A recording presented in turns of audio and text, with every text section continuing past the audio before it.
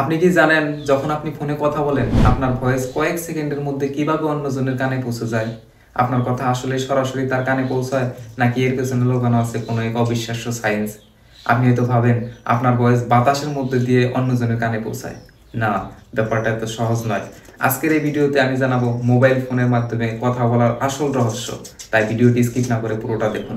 আমরা যখন ফোনে কথা বলি প্রথমেই যা ঘটে তা হলো আপনার মাইক্রোফোনে আপনার ভয়েসগুলোকে রেকর্ড করে।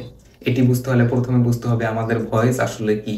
আমাদের ভয়েস মূলত শব্দ তরঙ্গ, অর্থাৎ ঢেউয়ের মতো। ফোনের মাইক্রোফোন এই শব্দ তরঙ্গগুলোকে ইলেকট্রনিক সিগন্যালে পরিবর্তন করে।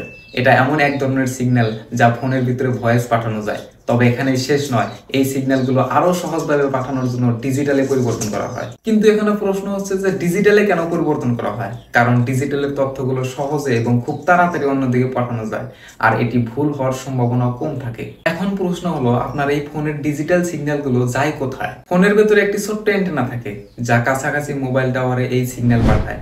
আপনি যে কোম্পানির সিম ইউজ করতেছেন সেই কোম্পানির টাওয়ারে এই সিগন্যাল গ্রহণ করে। এরপর মোবাইল টাওয়ার একটি চমৎকার কাজ করে, এই সিগন্যালগুলোকে গন্তব্যস্থানে পৌঁছানোর জন্য রাউটিং করে। আপনি যাকে ফোন করেছেন তার ফোনের নিকটবর্তী টাওয়ারে এটি পাঠানো হয়। কিন্তু এখন হয়তো আপনারা ভাবছেন যে এত তাড়াতাড়ি এই পুরো প্রসেসগুলো কিভাবে ঘটে? এর কারণ হলো শক্তিশালী নেটওয়ার্ক সিস্টেম।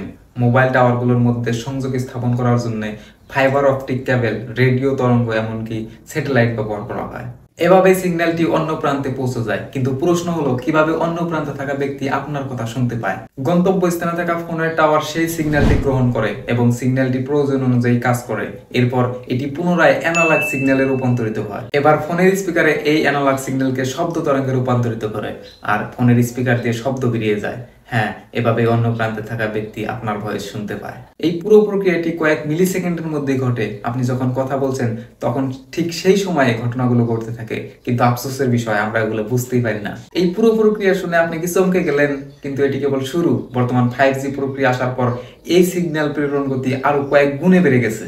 ভবিষ্যতে কল্পনা করুন আপনার ফোনে শুধু শব্দই নয়, আপনার 3D হলোগ্রামও সরাসরি অন্য প্রান্তে পৌঁছে যাবে। ফোন যোগাযোগ আরো বাস্তবসম্মত এবং দ্রুত হয়ে উঠবে। তাহলে বন্ধুরা, আজকের ভিডিওটি কেমন লাগলো? যদি ভালো লেগে থাকে তাহলে লাইক দিন, কমেন্ট করুন এবং আমার চ্যানেলটি সাবস্ক্রাইব করতে ভুলবেন না। পরবর্তী ভিডিওতে আবার দেখা হবে। ততক্ষণ পর্যন্ত সুস্থ থাকুন এবং সায়েন্সকে ভালোবাসুন। ধন্যবাদ।